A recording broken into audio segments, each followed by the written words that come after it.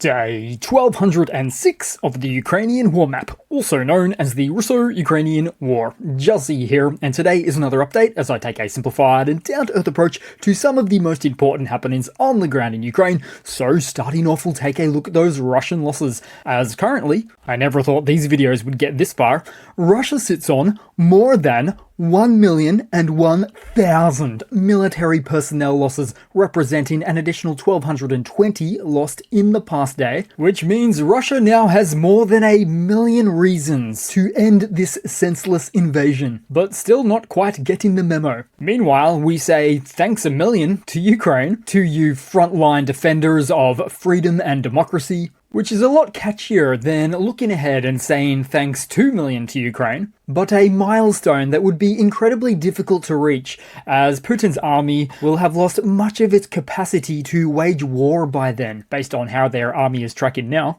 Now, some of you might be thinking, don't be so sure, Juzzie, and fair enough. So in the words of one keen commenter from yesterday's video, and as they say, the first million's always the hardest. Then as for hardware, 1 tank, 5 APVs, 42 artillery, and 3 multiple rocket launchers. Noting that it's not just old Soviet vintage platforms getting destroyed more regularly, like this Gaz-69 light utility 4x4 truck produced from 1953 to 1970, but also the extremely limited attention to maintenance on these platforms, still stuck in the Soviet era, in this case, tires made in USSR. Gee, imagine the tire degradation, the loss of structural integrity, air leaks, reduced grip, weak sidewalls, unpredictable handling. Ideally, you'd want to address this. After all, they're not taking a quick trip to the grocery store down the road, but instead they're heading into the harsh conditions of a war zone.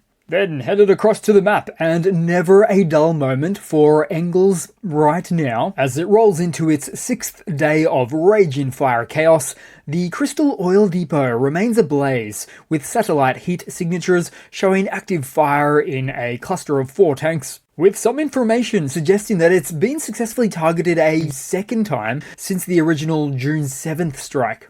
And in light of these recent attacks, some Russian Tu-95 bombers are now flying marathon 23-hour round trip routes that are up to 12,400 kilometers or about 7,700 miles in distance to continue the occasional low-volume cruise missile volley into Ukraine. Reason being, a few drones have made their usual air bases far too dangerous to position their fleets at, though it's not yet clear if these are trial runs or a permanent fixture built out of necessity. And the result? Costly, inefficient, high-maintenance inducing, and risky long-haul missions. Proof that Ukraine's ongoing UAV strike campaign is forcing a painful rethink of Russia's strategic bomber strategy. Then to cross the border into Sumy, where Ukrainian forces are reported to be gradually pushing back Russian forces in the northern Sumy region. The information comes from the Commander-in-Chief of the Armed Forces of Ukraine, Alexander Syrsky, and according to unconfirmed reports, the village of Yablunivka has been cleared and fully liberated by Ukrainian forces, plus word of their advancement into 4 more frontline settlements. The highest hope of the AFU here is, of course, to push the Russian forces completely out of their territory, but if I may controversially suggest, always leave Russia with a little sliver of Ukrainian land when it comes to these specific cross-border incursion points. This one's not precisely a military recommendation, but a psychological one instead, as it only serves to further infuriate Russia's Ministry of Defense, leading to keeping their brigades and additional resources bogged down on a distant front, far from other active zones. Because as recent history dictates, as it comes to Kharkiv, Volchansk, Russia finds a complete loss of territorial border gains quite unacceptable, particularly as it comes to the Kremlin's ego.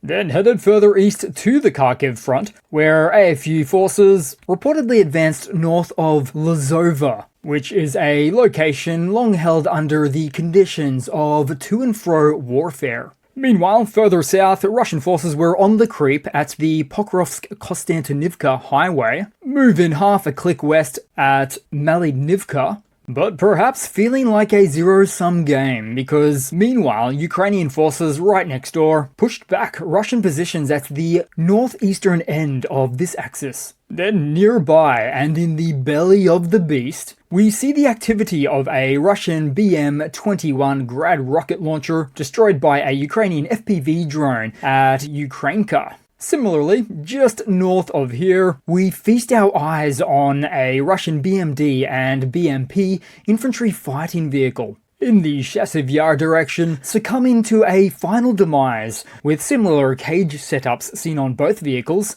Both had previously taken on fire, and both clearly abandoned. Then, somewhere in the east, footage of a Ukrainian HIMARS dropping an M31 Gimlar's rocket on a Russian 2S7 self-propelled gun, the Pion. Just moments earlier, an associated supply truck just pulled away after reloading the howitzer when the HIMARS rocket hit, with its multi-mode fuse set to detonate just above the ground, unleashing the destruction within feet of the Russian 203mm heavy artillery piece, destroying its existence. Now, as for Russia's replacement cost for tracked-wheeled SPGs, would be in the millions. But practically speaking, it's priceless, given Russia is not making these anymore.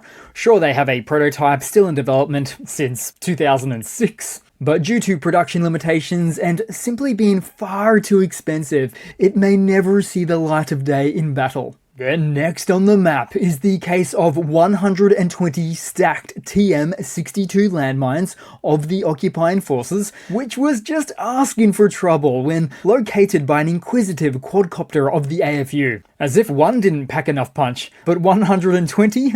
So much wastage.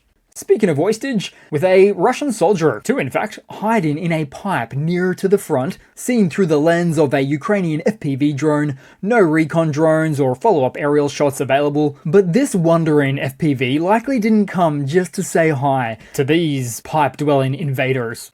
Then, additionally on the map, just hours ago, reports from the Russian side of the latest loss of a military jet, an Su-25. The location of the crash isn't specified, or how it occurred yet. However, there are some indications that the incident occurred inside of the fast becoming not so safe skies over Russian airspace. Then to somewhere happening all over the map, as Ukraine's new drone chief, Robert Major Brovdy, is shaking things up for strike drone crews, changing the point system. In particular, the points for destroying enemy manpower have been increased, with the overall goal of increasing the attrition of Russian armed forces personnel to sustainably above 35 to 40,000 monthly, which should not allow them to advance in many frontline sectors due to their numerical advantage. The points for destroying Russian UAV operators has also increased significantly. In fact, they are becoming one of the highest priority targets now. At the same time, and interestingly, the points for destroying armored vehicles has been reduced. Major believes that this will not impact the effectiveness of countering Russian armored columns, but will eliminate a number of excesses, for example, overspending drones on the complete destruction of some already well-damaged invader combat vehicles. Plus, there's less Russian armored vehicles to be seen these days, so it's only fair that they reorient the point system to more achievable targets. Then to head across to some news, US Special Envoy Keith Kellogg is floating a plan to stop the war in Ukraine, which envisages the consolidation of the current positions of both parties without legal recognition. He went on to say that it is not an official division of land, but de facto, stating, quote, "so that everyone can live with these results in the long term. We do not want a new war in 3 to 5 years. So this is perhaps, as they say, where intelligence diverges from wisdom. Because this isn't a plan to end the war, but a ceasefire instead. That would do just the opposite of, as he said, not to start a new war in 3 to 5 years. And especially not the case when dealing with the likes of such a deceptive partner as notoriously untrustworthy as the Kremlin. Not that it matters, as it's not something Putin would feign interest in, or really either party for that matter. There may be two parties to this war, but there's only one Ukraine. Then to another Russian hardware news segment, and really to another in the case of received pieces of artillery from the DPRK. This time, Russia received a 107mm light multiple rocket launcher Type 75, a straight copy of the 1960s Type 63 107mm MLRS of China. But as formidable as they may look, the 107mm rockets are not a standard caliber in the Russian or Soviet arsenals. Always a headache when introducing non-standard shells into your existing military structures.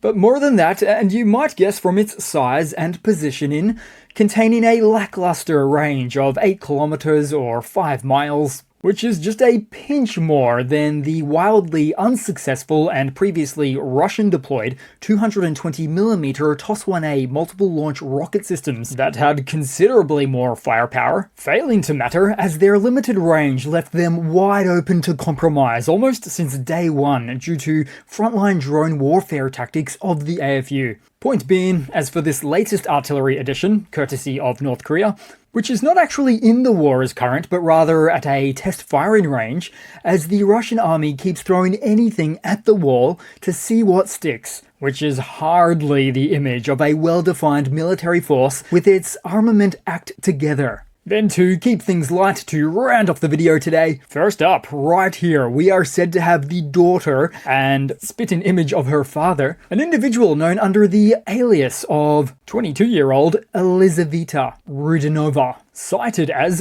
Putin's illegitimate daughter, working in an art gallery in Paris. The Kremlin has never confirmed or denied these claims of a familial connection to Putin, but her facial similarities to Putin are uncanny, are they not? Especially a younger Putin. But the real kicker would be the art gallery she works in within Paris. It's an anti-war gallery, with submissions from Ukrainian artists on display. So just imagine being the director of that art gallery.